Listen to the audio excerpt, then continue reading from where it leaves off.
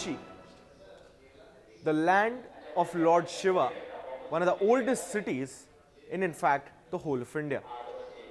There exists a temple, Ma Shringar Gauri, alongside a mosque, a Gyanvapi Mosque.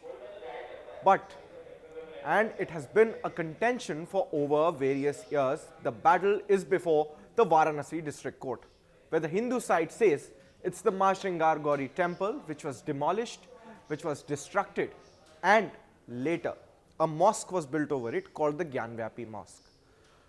The legal battle has been continuing for over years now.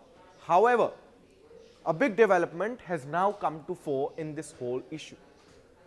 The report of the Archaeological Survey of India's 92-day long survey is out in the open. The report that goes into over 800 pages details down what the Archaeological Survey of India officials and the scientific survey has actually revealed.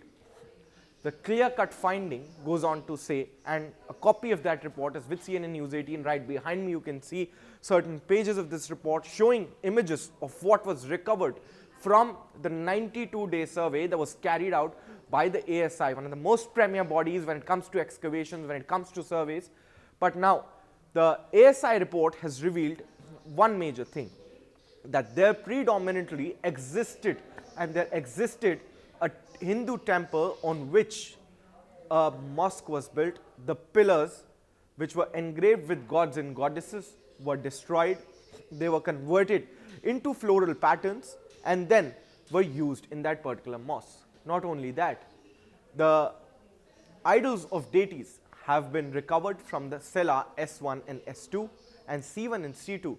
In fact, the ASI also goes on into detail as to how there existed a temple and various entrances of the temple to the north, to the northwest were destroyed, while the whole temple was converted into a particular mosque. However, we have to remember that this is just a report of the Archaeological Survey of India.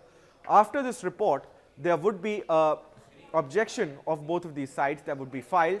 The Hindu side and the Muslim side would be filing their objections and what they feel about this particular report that goes into more than 800 pages that would be submitted before the court. Then the trial in this civil suit that exists between the Hindu petitioners and the Muslim respondents would actually continue. There would be various statements that would be recorded, various witnesses would be called in, and this report, including the witnesses, would also include the ASI officials who've conducted this particular survey. But definitely remember that the ASI survey was ordered by the Varanasi district court on the pretext that there needs to be an additional evidence in order to solve this civil dispute, and that's exactly what is right behind me. You can see the visuals, you can see this particular report that is there from the Archaeological Survey of India, running into more than 800 pages, giving a conclusive finding that there existed a Hindu temple. However, the civil suit still continues, the battle is still on. We'll have to see as to where it ends